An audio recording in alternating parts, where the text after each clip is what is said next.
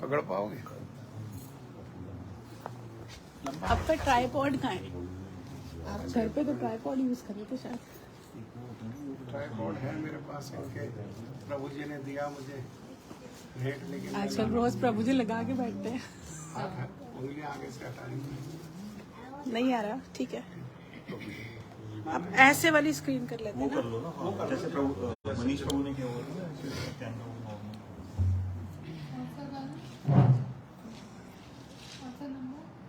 150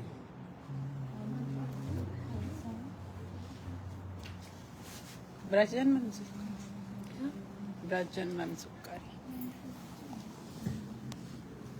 राधे श्याम राधे श्याम राधे श्याम राधे श्याम राधे श्याम राधे श्याम राधे श्याम राधे श्याम राधे श्याम राधे श्याम राधे श्याम राधे श्याम राधे श्याम राधे श्याम राधे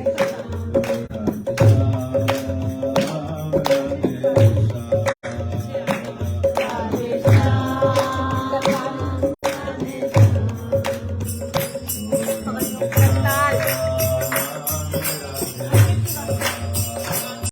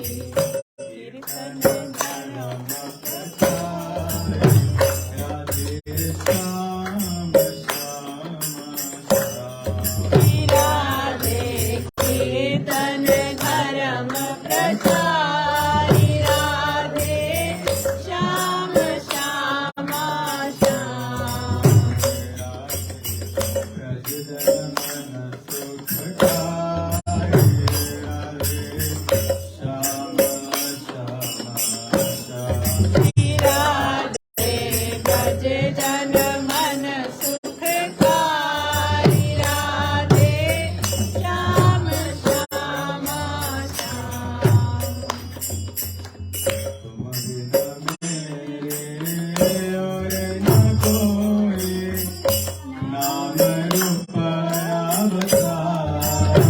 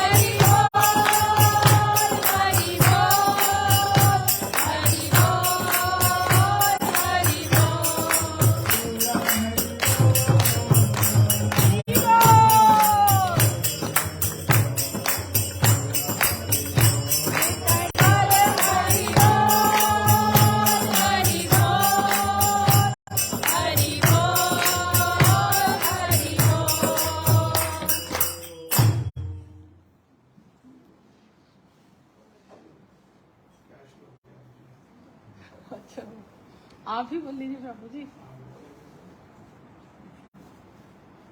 आगे आगे।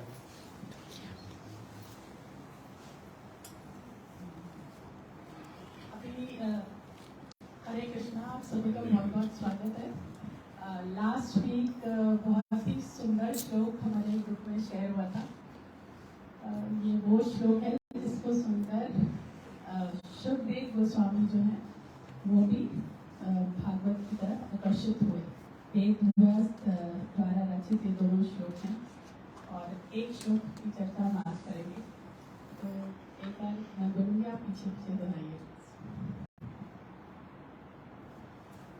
वरहापीडं नटवर वपु कर्णयो कर्णिकारम्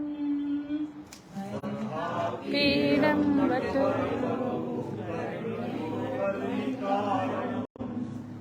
वरहापीडं नटवर वपु कर्णयो कर्णिकारम् पीडं वटवरे विभद्रवास कनककपिशं वैजयन्तीं च मालम् विभद्रवास कनककपिशं वैजयन्तीं च मालम् विभद्रवास कनककपिशं वैजयन्तीं च मालम् विभद्रवास कनककपिशं वैजयन्ती च मालाम् पूर्णयन गोपवृंदे रंध्रावेणुरधर सुदया पूरयन् गोपवृन्दै रन्ध्राणवेणुअधर सुधया पूर्णयन गोपवृंदे रंध्रावेणुरधर सुदया पूरयन् गोपवृन्दै वृन्दारण्यं स्वपदरमणं प्राविशद गीतकीर्ति वृन्दारण्यं स्वपदरमणं प्राविशद गीतकीर्ति वृन्दारण्यं स्वपदरमणं प्राविशद गीतकीर्ति वृन्दारण्यं स्वपदरमणं प्राविशद गीतकीर्ति।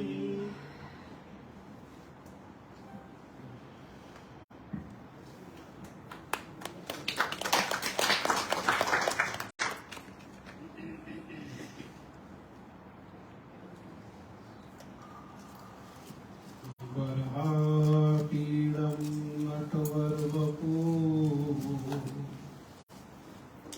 कर्णयो कर्णिकारम्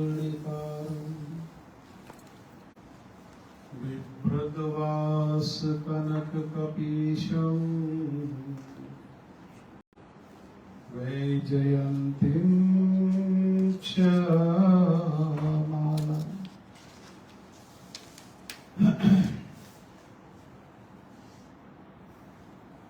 ये जो श्लोक है, ये श्लोक श्रीमद् भागवतम में दशम स्कंद में गोपियों के द्वारा जो गीत गाए गए हैं, उन्हीं गीतों में एक गीत का नाम है श्री वेणु गीत।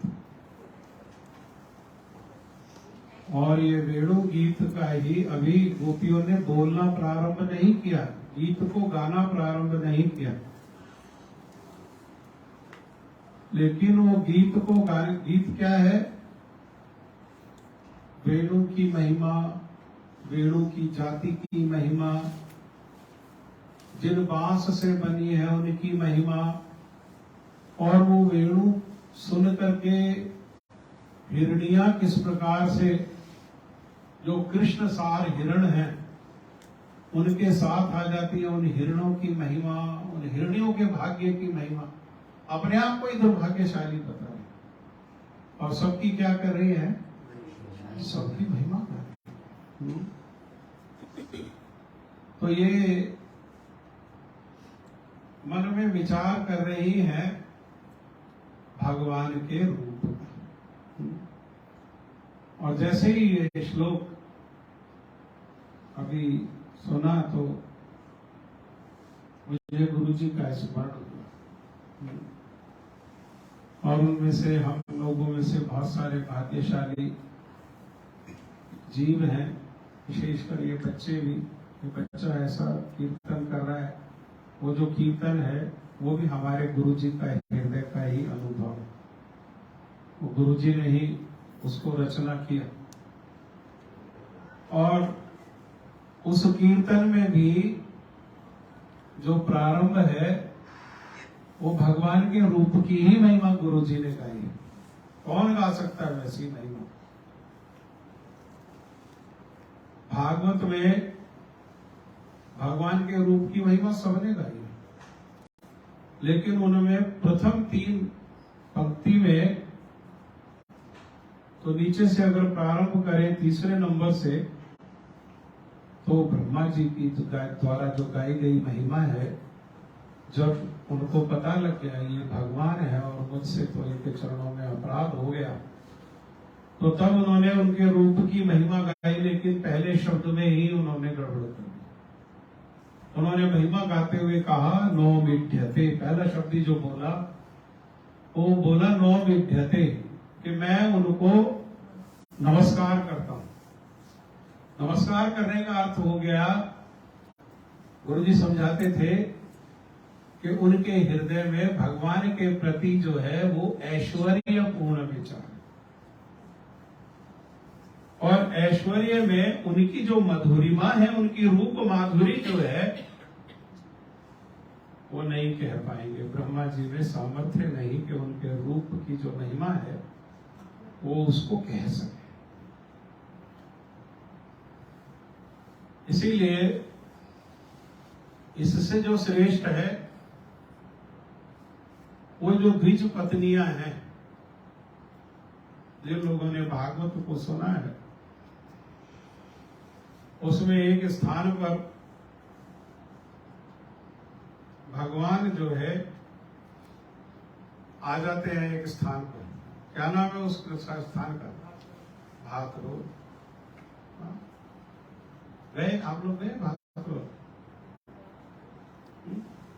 नहीं गए?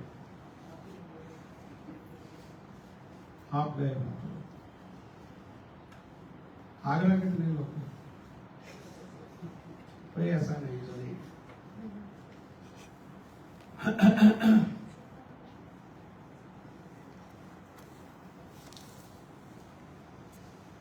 उस भातरोल में स्थान में आए और वहां जो ब्राह्मण लोग हैं वो यज्ञ कर रहे हैं,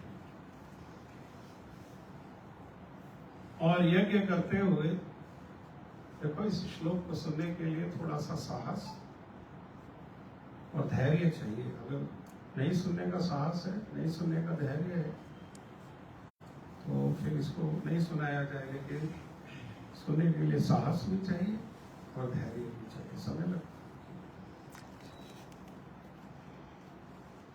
और फिर बाद में वही लोग ऑब्जेक्शन करने लगते हैं कि लेट हो जाता प्रोग्राम, जिनको संडे को कुछ नहीं करना।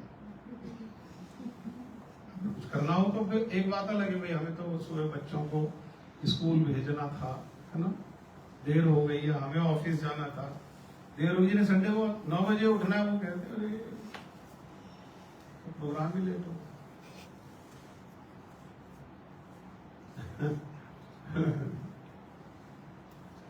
तो मैं तो सुनाता हूँ, इसको बीच में जाना हो तो अपना प्रसाद लेकर के चले जाए, फिर बाद में जब भोग लगे जब बाद में प्रसाद हो।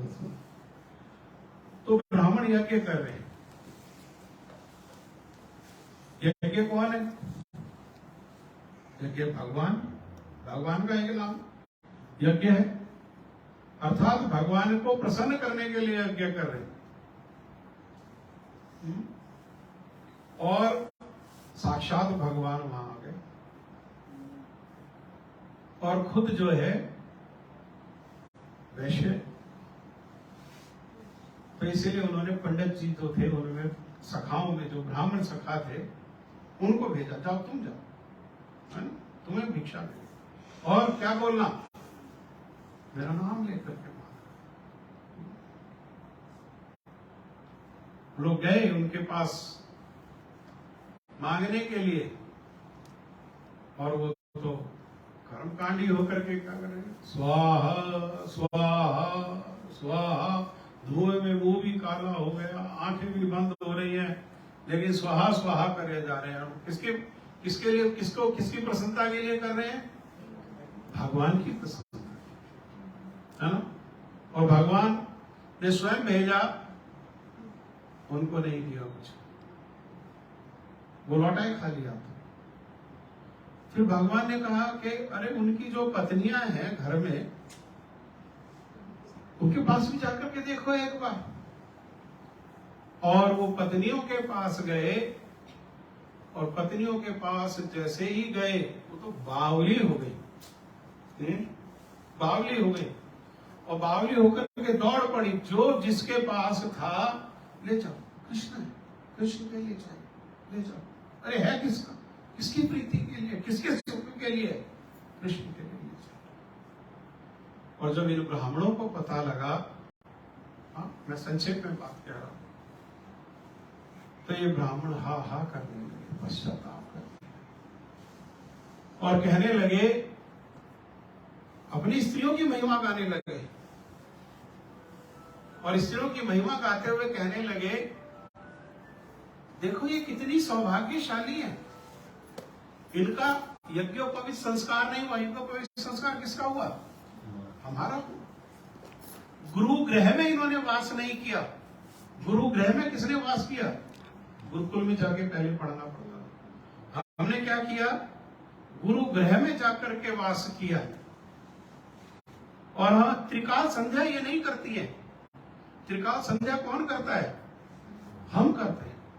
ये घर में रहते हुए बालकों का संग करते हुए और अपने दायित्व का निर्वाह करते हुए शुद्धि अशुद्धि में कई बारी भेद नहीं करती है हम। लेकिन क्या करते हैं?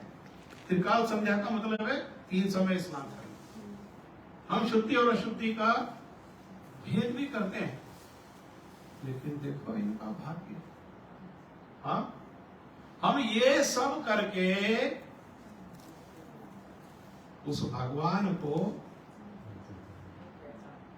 जान नहीं, ये सब तो किया, लेकिन हम उसको नहीं जान पाए। और इन्होंने बिना कुछ किए, हम कृष्ण के प्रति जो समर्पण है, कृष्ण के प्रति जो लगाव है, इस प्रकार से उन्होंने अनेक श्लोकों में अपनी जो द्विज पत्नियां हैं उनकी महिमा को गाया। और उन द्विज पत्नियों ने ब्रजेंद्र नंदन श्याम सुंदर के रूप की महिमा को गाया। इतने बड़े भक्त हैं, हाँ? जिनकी महिमा वो वेद पाठी ब्राह्मण कर रहे हैं, हाँ? और अपने दुर्भाग्य को कोस रहे हैं और उनके सौभाग्य को सराह रहे हैं, और शिक्षा दे रहे, सिद्धांत बता रहे। ज्ञान होने पर कोई प्रेम आ जाएगा हृदय में, जरूरी नहीं। त्रिकाल संध्या करने से हृदय में प्रेम आ जाएगा। गुरु गृह में रह करके प्रेम आ जाएगा। गुरुकुल में रह करके तो आइए। यज्ञोपवीत संस्कार आदि होने से हो जाएगा संभव, है ना। जो इतनी महिमा गा रहे हैं वो द्विज पत्नियों ने भगवान के रूप की महिमा को गाया, बहुत सुंदर रूप में गाया। लेकिन तब भी आचार्यों का विचार है, गुरु जी का विचार है कि उन्होंने भगवान की महिमा को तो गाया, लेकिन ब्रज गोपियों से स्वतंत्र होकर के गाया। ब्रज गोपियों के अनुगत्य में उन्होंने उस महिमा को नहीं गाया, इसलिए उन्होंने भगवान का पूर्ण दर्शन नहीं। उसके लिए क्या करना पड़ेगा? उसके लिए उन ब्रज गोपियों के अनुगत होना पड़ेगा। और मैं तो देख रहा हूं कि उन ब्रज गोपियों के अनुगत होकर के गुरु जी थोड़ा सा अपना प्रकाश करते हुए कितनी वही बातें जो गोपियों ने कहा मोर मुकुट मकराकृत कुंडल गल में जंती मां। यही तो गोपियां कह रही हैं, ये तो गोपियां कहेंगी इस बात में, इससे क्या भेद है? इसीलिए मैं जो कहता हूं कि गुरु जी को जिन्होंने दर्शन किया उन्होंने साक्षात भगवान को चलते फिरते खाते पीते उठते बैठते देखा। क्योंकि भगवान एक नहीं, भगवान दो है, एक विषय भगवान और दूसरे आश्रय भगवान। ये कौन है? ये आश्रय भगवान है। पूर्ण रूप में श्रीमती राधा रानी के अनुगत, उनकी अनुचरी। और वो जिस प्रकार का उनके राधा रानी के हृदय में भाव है, उसी प्रकार का हृदय में भाव को लेकर के जिस प्रकार से श्रीमती राधा रानी स्वयं दर्शन करती है, ये आश्रय विग्रह जिस प्रकार से विषय विग्रह को दर्शन करते हैं, वो उन्हीं राधा रानी की कृपा से श्री गुरुदेव भी क्या करते हैं, उसी रूप में। हाँ, हमें तो आसानी से मिल गई, इसलिए हमको उनकी महिमा नहीं। अन्यथा उनके एक एक वचन में, उनके एक एक क्रिया में, उनके एक एक सिद्धांत में और एक एक रस विचार में वो साक्षात प्रदर्शन होता है कि वो कौन है, वो आश्रय भगवान है। मेरे को भी अनुभव नहीं हुआ। मेरे को तो एक समय मणिपुर, जहां आजकल बहुत चर्चा हो रही है, वहां मणिपुर में जो मंदिर के प्रेसिडेंट थे, इस्कॉन टेम्पल के प्रेसिडेंट, वो आए। और क्योंकि मैं भी इस्कॉन में उस समय टेम्पल प्रेसिडेंट से अभी मैं छोड़ा था मैंने, और गुरुजी के पास आया था, तो पहचानते थे, आईसीसी की मीटिंग वगैरह में मिलते थे वहां। तो उन्होंने कहा कि मैं आपके गुरुजी का दर्शन करना चाहता हूं। तो गिरिराज जी में थे गुरुजी, मैं वृंदावन से उनको लेकर के गिरिराज जी में आ गया और गिरिराज जी में जाकर के गुरु जी के पास तो ले गया उनको। तो मैंने उनको काफी पौनी मारी, उनको काफी हाथ मारा। मेरे कहने का अर्थ था कि कोई मन में जिज्ञासा है, प्रश्न तो पूछ लो, है ना। लेकिन वो जो है आवाक होकर के देखते ही रहे, बस कुछ नहीं बोले, एक शब्द नहीं उन्होंने बोला। और जब गुरुजी चले गए तो गुरुजी जा रहे, तो हमने प्रणाम किया, तो उन्होंने देख करके उन्होंने भी प्रणाम किया और बाहर आए।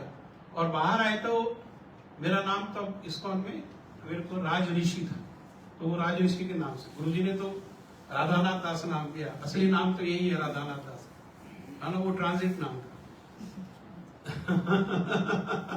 वो ट्रांजिट फेज था। तो उनकी भी बड़ी कृपा है, उनके हम ऋणी हैं। उनकी कृपा से ही गुरु जी के चरणों तक पहुंचे, है ना। उन्होंने ही सिखाया भगवान का नाम कैसे लेना, एकादशी कैसा करना, हाँ, भगवान को प्रणाम कैसा करना, सब सिखाया। उनके ऋणी, सारा जीवन ऋणी है। तो उन्होंने कहा, राज ऋषि प्रभु मेरा हाथ को जरा स्पर्श करो। मैंने जब उनको स्पर्श किया तो वो बर्फ के जैसे ठंडा था उनका शरीर। और जब मैंने उनको स्पर्श किया तो उन्होंने कहा, आज मैंने साक्षात भगवान को, कि भगवान बैठते कैसे हैं, भगवान बोलते कैसे हैं, भगवान चलते कैसे हैं, भगवान खाते कैसे, मैंने आज देखा। मैंने कहा, उन्होंने कहा कि आज मैंने क्या किया है, आज मैंने साक्षात भगवान को दर्शन किया।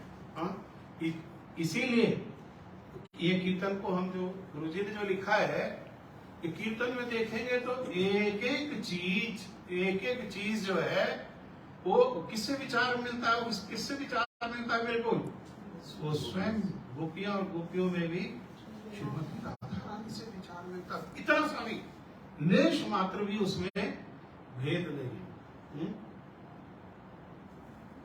तो ब्रज गोपियों के अनुगत्य में उन्होंने ये रूप की महिमा को नहीं गाया।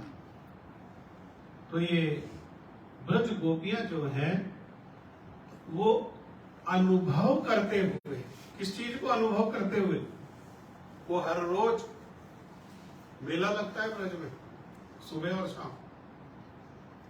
सुबह जब वो गोचारण के लिए जाते हैं तब, और सुबह जब गोचारण के लिए चले जाते हैं सब लोग, सारा ब्रज उनको दर्शन करता है।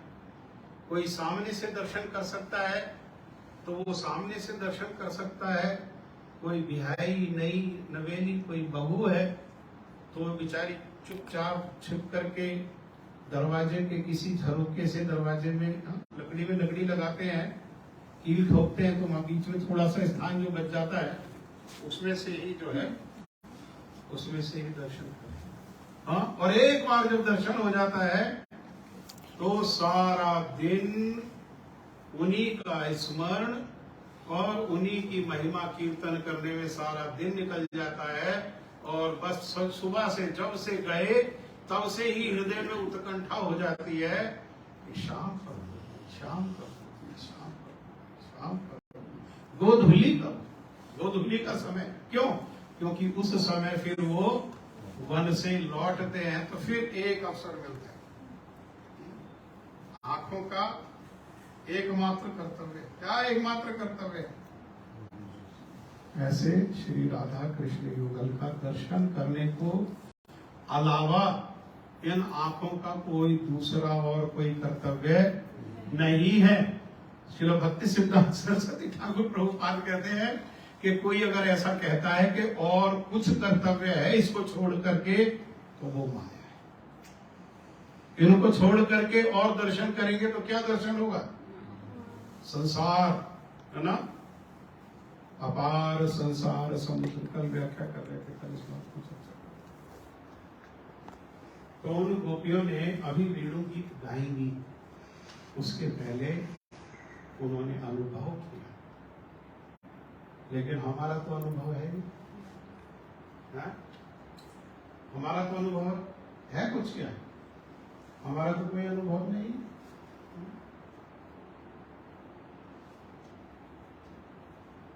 लेकिन अनुभव नहीं होने पर भी अभी रसगुल्ला खाया नहीं, अनुभव नहीं उसका स्वाद कैसा है। और दूसरा कोई एक्सप्लेन कर रहा है, बता रहा है, रसगुल्ले की महिमा बता रहा है, नहीं बताने पा रहे रसगुल्ले की महिमा। भगवान की महिमा तो तब कोई बता पाए जब संसार में रसगुल्ले की महिमा बता दे। प्रयास करो, कौन बता सकता है? सब बुद्धिमान है, सब पढ़े लिखे हैं, कौन बता सकता है रसगुल्ले की महिमा, कि रसगुल्ले का स्वाद कैसा? क्या कह सकते हैं अधिक से अधिक? मीठा है, रसीला है, अरे बहुत रस है, बहुत मीठा है, बहुत सॉफ्ट है ना, बहुत सॉफ्ट। क्या कह सकते हैं? क्या रसगुल्ला ऐसा ही है? हाँ? और एक रसगुल्ला अगर मुंह में रख दो तो 2 घंटे बोलने की जरूरत है रसगुल्ला कैसा है? हाँ? जीभ पर रखते ही फिर कुछ कहना पड़ेगा। हाँ? ये हम में और गोपियों में भेद है। उनका रसगुल्ला कहाँ है? मुख में है ना? और हमारे हम क्या है? हम अभी रसगुल्ले की महिमा भी नहीं जानते हैं, हम अभी रसगुल्ले की महिमा को भी नहीं सुना हमने, अभी उस महिमा को ही नहीं सुना। तो उसी महिमा को सुनाते हुए हमारा कहने का अधिकार नहीं, आपका सुनने का अधिकार नहीं। इसलिए गुरुजी जो कहेंगे वही कहेंगे, है ना? हमें तो केवल गुरुजी यंत्र के जैसे यूज करें, उनसे प्रार्थना, वही कहने के अधिकारी हैं और वही कह सकते हैं।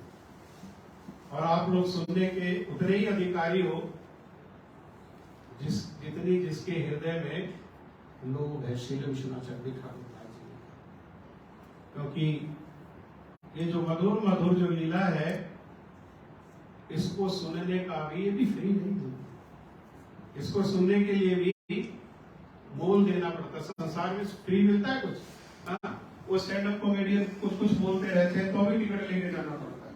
फ्री मिलता है क्या? हाँ? मोल देना पड़ता है। तो हर वस्तु को, इतनी महान वस्तु है, उसका मोल नहीं देना पड़ेगा, सभी मोल देना पड़ेगा। तो श्री विश्वनाथ जी कह रहे हैं कि उसका मोल क्या है? तो उसका मोल लोभ, लोभ ही उसका मूल्य है जिसके हृदय में जितने परिमाण में लोभ है उतने परिमाण में ये जो रूप है, ये जो लीला है, ये जो कथा है, उतने परिमाण में ही उस हृदय में प्रवेश है। तो तब कह रही हैं गोपियां, बरहा अबीदम, आपने मोर के पंख का मुकुट लगाया। मोर के पंख को कहां धारण करते हैं भगवान? शीश पे। किस कारण से धारण करते हैं? ऐसे ही कोई कारण होगा? सुंदर लगता है, हाँ, तो ऐसे ही है। एक तो वो मोर मुकुट में राधा नाम जो है वो उसमें अंकित है, मोर के पंख। और एक समय ये मयूर ने ही क्या किया? ये श्री राधा कृष्ण युगल का मिलन कराया, और मिलन कराने के कारण उस समय उन श्याम सुंदर के हृदय में ऐसा उत्साह हुआ, हाँ, क्योंकि उनके लिए सबसे बड़ी उपलब्धि क्या है? हाँ, वो मिलने पर उन्होंने कहा कि मित्र, तुमने आज जो मेरे ऊपर उपकार किया है, उस उपकार का ऋण को मैं चुका सकूं, इसलिए क्या करूंगा? इसलिए मैं तुम्हारा जो पंख है उसको कहां धारण करूंगा? अपने सर पर। हाँ? और मूल में श्रीमती राधा रानी का जो नाम है उसको कहां धारण करते हैं? वो उनका श्रृंगार क्या है? हाँ? श्रीमती राधा रानी का श्रृंगार है श्याम सुंदर, और श्याम सुंदर का श्रृंगार है श्रीमती रानी। बात इन विचारों को हम समझेंगे, है ना? समझेंगे, ये लक्ष्य है हमारे जीवन में। अर्थात श्याम सुंदर मतलब श्याम सुंदर का स्मरण ही श्रीमती राधा रानी का श्रृंगार है, और श्रीमती राधा रानी का स्मरण ही ये श्याम सुंदर का श्रृंगार। कोई भी वह वस्तु जो स्मरण कराए, कोई भी वह अनुकूलता, शिक्षा भी है कि क्या करे, भगवान शिक्षा दे कि अनुकूलता का कैसे करे, दृढ़ता से ग्रहण करे। अपना मुकुट में उसको उन्होंने क्या किया है? धारण। नटवर वपु, वपु माने शरीर। शरीर कैसा है? नट के जैसा। नट मतलब जो नाचने में श्रेष्ठ। शिव जी को कहते हैं नटराज, और ऐसे नटराज के भी जो वर हैं वो है नटवर। नटवर कौन है? भगवान पुरुषोत्तम। नटवर वपु अर्थात गुरु जी कहते थे कि जो गोलोक है, जो वृंदावन है, वहां हर बात ही क्या है? हर बात ही गीत है, और हर चाल ही क्या है? वो हर चाल कैसी है? अरे आनंद में जब चलता है हाथी, जब झूमते हुए चलता है, मस्त होकर के, युवा अवस्था है हाथी की, और उसकी आंखों से उसका मद बहता है, ऐसा ही कृष्ण की आंखों से ये मद बहता है। और जब चलते हैं तो जैसे गजेंद्र चलता है जंगल में, किसी का कोई भय नहीं, निर्भीक होकर के, हाँ, और चलता है। मान लो चल नहीं रहा, मान लो क्या कर रहा है? हाँ, तो उनकी संक्षेप में कह रहे हैं, आप लोग फिर कहोगे बहुत देर हो जाएगी। बहुत व्याख्या, जीव गोस्वामी पाद जी ने बहुत व्याख्या किया, श्री विश्वनाथ चंद्र ठाकुर पाद जी ने बहुत व्याख्या किया। हाँ? तो अनेकों व्याख्या है, लेकिन तो संक्षेप में जो गुरु जी की बात को स्मरण हो रहा है गुरु जी के शब्दों से हम इधर उधर नहीं होना चाहते, तो वो कह रहे हैं उधर है घड़ी। तो नटवर बबू उस ब्रज में वो नट के जैसे नृत्य करते हुए चलते हैं। कहा आखिरी लाइन में कहा वृंदा अरण्य, अरण्य कहते हैं जंगल को। वो वृंदावन के वन में चलते हैं, और जब चलते हैं तो उनके चरणों में बहुत सारे मंगलकारी चिन्ह हैं। शंख जो दिखाई देता है हाथ में नारायण के, उनके चरणों में। जो चक्र दिखता है वो उनके चरणों में है। जो कमल पुष्प है वो कहाँ है? वो उनके चरणों में है। और मन को हाथी से, और हाथी को कंट्रोल कैसे करता है? महावत। जानते हो अंकुश देखा कभी? हाँ, देखा नहीं? लोहे का होता है और उसमें आगे नोक होती है और उसको हाथी के ऐसे घुसा देते हैं। मन क्या है? मन हाथी है। जैसे हम लोग थोड़ी बहुत भजन की अभी अंकुरित होती है और फिर उसमें चार दीवारी, चार पेड़ लगाते हैं, है ना? मांसाहार नहीं करना, दूतम पाना निष्क्रिय जो है उसको पेड़ लगाते हैं। लेकिन पेड़ लगाएंगे तो कोई हाथी को रोक सकता है क्या? हाँ, वो हाथी आ जाता है। कौन हाथी आ जाता है? ये मन। मन कैसा है? हाथी के जैसा, इतना बलवान। और आकर के क्या करता है? सारी जो फसल है उसके ऊपर से निकल जाता है और हाथी के पैरों में जो छोटे छोटे बीज अभी अंकुरित हुए हैं, किसी में 2 पत्ता है, किसी में 4 पत्ता है, वो सब नष्ट हो जाता है। अर्थात जो भजन की थोड़ा मोड़ा जो भजन की संपत्ति हुई, और वो मन के अहंकार ने क्या किया? मन रूपी हाथी ने क्या किया? सब नष्ट कर दिया। तो कैसे होगा? वो मन को अगर किसी ने अपने कंट्रोल में करना, कंट्रोल में तो कोई नहीं कर सकता था। मन को भगवान में अगर लगाना है तो क्या करना चाहिए?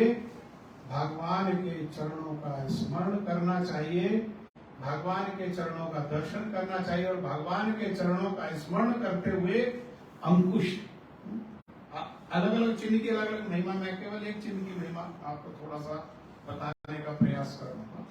वो जो अंकुश है, क्योंकि हमारा मन क्या है? मेरा मन अनंत कहाँ सुख पावे। अर्जुन भी भगवत गीता में मन को ही रो रहे। किसको रो रहे हैं? अर्जुन, है ना? मन को ही तो रो रहे हैं अर्जुन भी।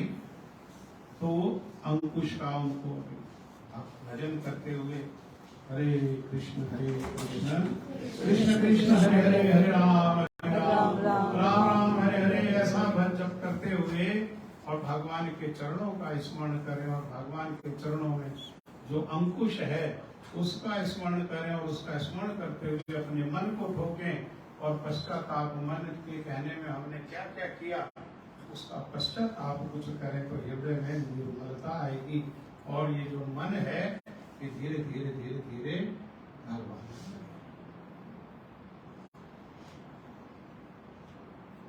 नटवर वपु कर्णयो कर्णिकारम। कनेर का जो फूल है, जानते हैं आप लोग? कनेर का फूल देखा है ना? पीला भी होता है, गुलाबी भी होता है, है ना? पीला ज्यादा होता है, ज्यादा पीला ज्यादा होता है, गुलाबी भी होता है। हमारे यहाँ है गुलाबी। हाँ, पीले वाला भी है, गुलाबी वाला भी है, दोनों है। आप आपकी बात करें। पुरुषोत्तम मास में भगवान को चरणों में पीले फूल चढ़ाने चाहिए। पुरुषोत्तम मास में तुलसी का सिंचन करना चाहिए। पुरुषोत्तम मास में तुलसी जी की परिक्रमा करनी चाहिए। पुरुषोत्तम मास में कार्तिक मास के जैसे भगवान को दीपक दिखाना चाहिए, तुलसी जी को दीपक दिखाना चाहिए। इतना तो करना स्वामी, तो इतना तो हम करने का प्रयास करें। कर्णयो कर्णिकारम्, कान में उन्होंने कनेर का फूल लगाया। मैं रोहिणी प्रभु वाले एक बार गुरु जी के साथ मथुरा में जा रहे थे वॉक करते हुए, और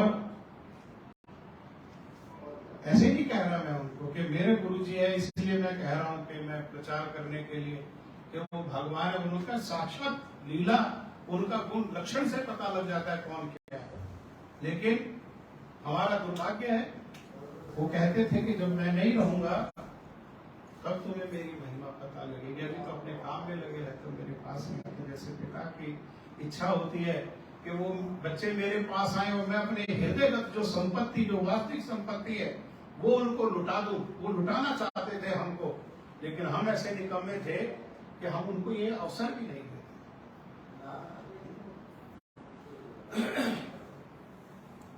तो उन्होंने जैसे चलते जा रहे हैं, गुरु जी के हाथ में जपमाला है, तभी जपमाला दूसरे हाथ में पकड़ा और वहां जमीन पर गिरा हुआ तो कनेर का फूल उठा लिया और कह रहे हैं ये कनेर का फूल कृष्ण अपने कान में धारण करते हैं। हाँ? और सुनते रहो, लाइट आएगी। और कान में धारण करते हैं तो हमेशा एक ही कान में धारण करेंगे ऐसा नहीं है, कभी इस कान में धारण करेंगे और कभी और तो और। देखो गुरुजी कहां तक उनका भाव है, कहां तक उनकी भावना है। कह रहे कि कभी जो फूल का मुख है वो सामने की ओर होगा और कभी फूल का मुख जो है पीछे की ओर होगा। क्यों? क्योंकि कान में कनेर के फूल को ही धारण करके श्रीमती राधा रानी को इंगित कर देते हैं कि आज कहां और किस दिशा में हमको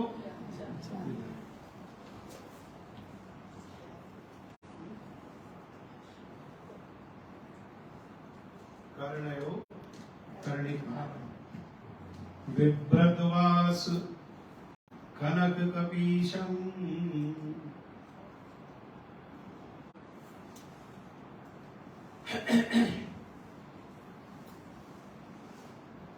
उन्होंने पीतांबरी को ओढ़ा हुआ है। तो पीतांबरी कैसी है? तो उनका जो वर्ण है, अंग का जो वर्ण है वो कैसा है? स्नेह वर्णम, बादलों के जैसा उनका, काले नहीं है, नीले नहीं है। काले और नीले के बीच में जो बादल, कौन सा बादल जो है, कौन सा? जो पानी से भरा हुआ है, जो पानी, जिस बादल में बहुत पानी है। हाँ, कभी कभी देखते हो ना, इतना जोर से काले काले बादल आते हैं और एक बूंद नहीं होती। और कभी कभी एक ही बादल आता है, वो बरसता है, एक ही बादल खड़े होकर बरसता है, तो पता लगा घुटने तक पानी होता है। अर्थात जिनका हृदय कैसे, हम बद्ध जीवों के प्रति करुणा रूपी रस से भरा हुआ है जिनका हृदय, ऐसे जो मेघ, जैसा मेघ का जैसा रंग है, अब हम तो अनुभव भी नहीं कर सकते क्या है? जिन्होंने वो देखा है वही तो वास्तव अनुभव कर सकते हैं। इसीलिए तो कहते हैं समय रहते क्या करना चाहिए? समय रहते अनुभव कर लेना चाहिए। जैसा अनुभव होगा शरीर छोड़ने के समय वैसा ही स्मरण हो जाएगा और फिर वैसी ही गति हो। समय रहते कब? 80 साल के पहले, आज नहीं। ये सांस छोड़ा है, ये आखिरी है, ऐसा समझ करके हमको भजन करना चाहिए, ये लक्ष्य है।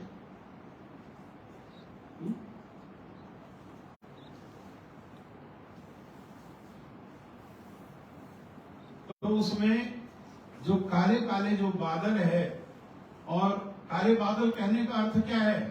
काले बादल कहने का अर्थ है कि वो काला बादल आंखों को देखने में बहुत अनुकूल लगता है। क्यों?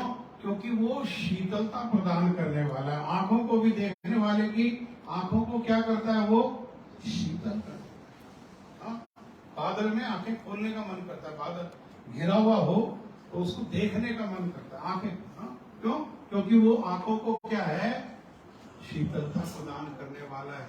अर्थात संसार में जितने कलेश हैं, वो कलेशों का जो ताप है, और वो ताप को लेकर के जब उनको दर्शन करते हैं तो क्या होता है? आंखों को शीतलता। वरना इस संसार में क्या है? इस संसार में तो कलेश ही कलेश, तापित। तो तापित आंखों को शीतलता प्रदान करने वाले हैं। और जैसे बादलों के बीच में कभी कभी बीच बीच में बिजली जो चमकती है और चमक करके बंद हो जाती है, ऐसे ही इन्होंने क्या किया हुआ है? ब्रजेंद्र नंदन श्याम सुंदर ने अपने शरीर के ऊपर उस बिजली के समान, शरीर कैसा है? बादलों के जैसा शरीर बादल है, और वो बिजली को उन्होंने पीतांबरी के रूप में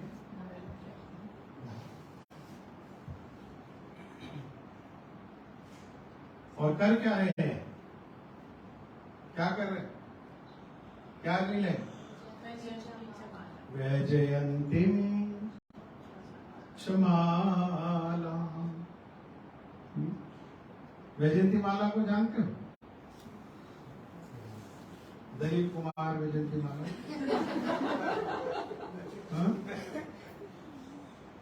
वैजयंती माला मतलब 5 प्रकार के पुष्प। केवल 5 प्रकार के पुष्प नहीं, उन 5 प्रकार के पुष्प में सुगंध होनी चाहिए। जिस पुष्प में सुगंध नहीं है वो वैजयंती माला का भाग नहीं हो सकता। और वो जो 5 पुष्प हैं, उन 5 पुष्पों का रंग भी कैसा है? अलग अलग है। और वो माला कैसी है ना? हमें तो बाजार में कैसी माला मिलती है, उस सर में भी ऐसे कर करके नीचे उतारनी पड़ती है। कई जगह में माला बनाते हैं तो ऐसे करके उतारते हैं। वो माला यहाँ से पहनी तो घुटने के नीचे तक वो वैजयंती माला है। और उस वैजयंती माला में की सुगंध जब जाती है, वो माला कैसी है? वो माला अमृत से भरी हुई है। अमृत क्या है? इस संसार में शहद को ही अमृत है। क्योंकि जो बड़े क्या बोलेंगे उसको, रोग हो जाता है ना, जो बहुत खतरनाक स्थिति में पहुंच जाता है, पक जाता है, ऐसे रोगों का जो आयुर्वेद के अनुसार जो उसका इलाज करते हैं, तो असाध्य रोग जो है उसकी दवा को क्या करते हैं? शहद में मिला करके देते हैं। जब खांसी पक जाए, सड़ जाए गला, है ना, छाती में गड़बड़ हो जाए, तो तब क्या करेंगे? दवाई तो देंगे, लेकिन दवाई को किस में मिला के देंगे? शहद से भरा हुआ है। और शहद से भरा हुआ है, तो शहद से भरा होने के कारण वो जो वायुमंडल में जाता है तो हवा उससे सुगंध ले जाती है, उसकी मधु का सुगंध ले जाती है। और मधु का सुगंध को सूंघ करके जो भ्रमर है, भ्रमर कौन है? कौन है भ्रमर? वो जो रसिक भक्त है, जिनका रस क्या है? मीठा, नमकीन, खट्टा, अचार, ये रस नहीं है। जिनका रस क्या है? कृष्ण रस ही। जो और गोपी किसे कहते हैं? गो जमा पी, गो मैंने इंद्रियां, पी मैंने पीना। जो सारी इंद्रियों से कृष्ण रस को पान करते हैं, वो कौन है? वही गोपी। आंखों से उनका दर्शनामृत को पान करते हैं, कानों से उनके कथामृत को पान करते हैं, आंखों से रूपामृत को पान करते हैं, कानों से कथामृत को पान करते हैं, ऐसे जो पान करने वाले हैं वो कौन है? वो रसिक है, उनका टेस्ट हाई है। हमारा टेस्ट कैसा है? लोअर है ना? मन को तो टेस्ट चाहिए ही चाहिए, मन बिना टेस्ट के तो रह नहीं सकता। तो हमारे को मन को हायर टेस्ट हमने प्रोवाइड नहीं किया, तो वो जहां मिला उसको रस वहीं चला गया। संसार रस उसको मिला तो संसार में लग गया। संसार, और हम क्या मान रहे हैं? बस यही चीज, ओ हो यही चीज। गर्मी से बाहर से आ गए और एसी में बैठे, यही चीज है ना? तो कुछ खाने को मिल गया, भूख लग रही है,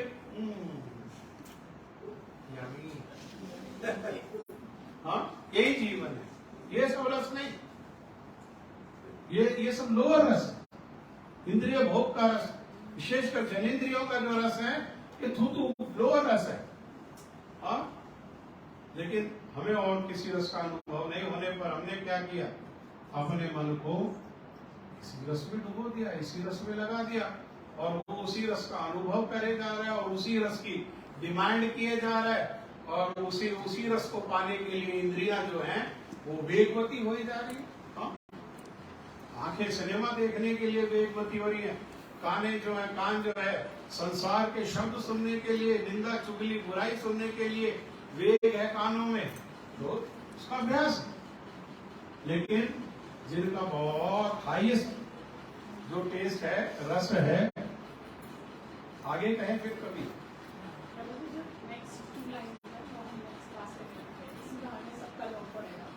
ठीक, ये भी रहेंगे, है ना? अभी रस की बात कर रहे थे हम लोग।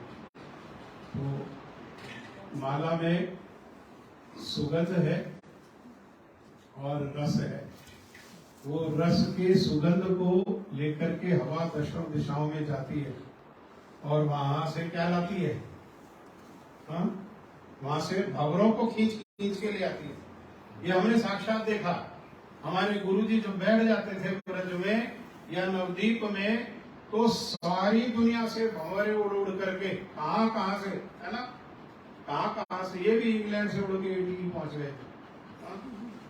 कहां से उड़ करके, कौन सा कॉन्टिनेंट ऐसा है? ऑस्ट्रेलिया, अमेरिका, अफ्रीका, एशिया, कौन सा कॉन्टिनेंट ऐसा है जहां से भ्रमर उड़ करके गुरु जी के चरणों में नहीं? गुरु जी के चरण कैसे हैं? गुरु जी के चरण नहीं, वो चरण कमल हैं, और उन्हीं की सुगंध। सोचा वो चरण कमल से क्या निकलता है? मुख कमल से क्या निकलता है? वो चरण कमल से वो दिव्य सुगंध निकलती है, और मुख कमल से ये हरि कथा रूपी जो अमृत है वो निकलता है, जिससे आकर्षित होकर के कान खींचा चला, है ना? और कान को सुनाने के आवेश में, जैसे हम कान को सुनाने के आवेश में है ना, ओपेरा सुनने के लिए कहाँ जाते हैं ना लोग, ट्रेवल कर करके, ऐसे ही उस कान को अमृत के का टेस्ट को डेवलप हो गया। उस रस को सुनाने के लिए क्या करते थे भ्रमर? उड़ करके और गुरु जी के पास कौन आ गए? दो बातें कहकर के बात को शेष करते हैं। रशिया से भी आ गए और चाइना से भी आ गए। हाँ, चाइना मतलब चाइना की भाषा को हम ही हो हम नहीं समझ सकते उसको। हाँ, और चाइना वाले ये भाषा को नहीं समझ सकते। इन शब्दों को तो बहुत दूर, ये शब्दों को तो बहुत दूर है। हाँ, इन शब्दों को वो ग्रहण कर पाए ऐसा सामर्थ्य नहीं। इतना गिरा हुआ स्तर है कि हमने देखा चाइना के भक्तों को वो जूता अपना और जपमाला एक ही थैला में रख लेते थे।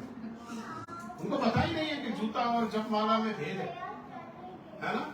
इतना उनको समझ नहीं, गिरे हुए, पतित हैं, चांडाल हैं, कुत्ता खाते हैं, छिपकली खाते हैं, क्या क्या खाते हैं, लेकिन वो भी आ गए और गुरु जी की भाषा वो नहीं जानते। लेकिन गुरु जी के बाद भी या गुरु जी के समय में भी कोई उनसे पूछे तुम्हारा लक्ष्य क्या है, तो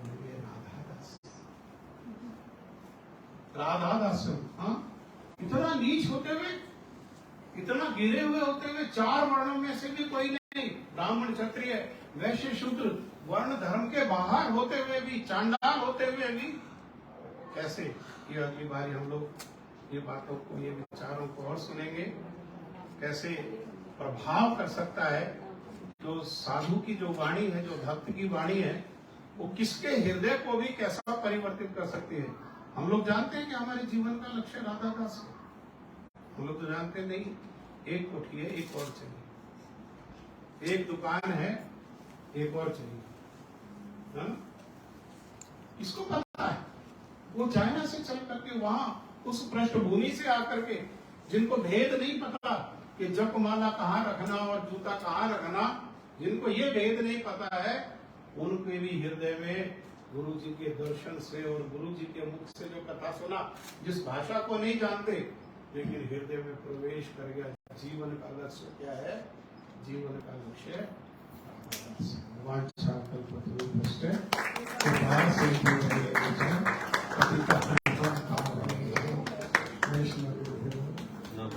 टूट गया है ना। चलो आरती करो। मैं तो इसीलिए कह रहा था 2 दिन के लिए आए हैं सब। कविता दीदी से पूछो, रोक लीजिए सबको। बनमाला और भजन की माला है। बनमाला तो अलग है, बनमाला जो है वो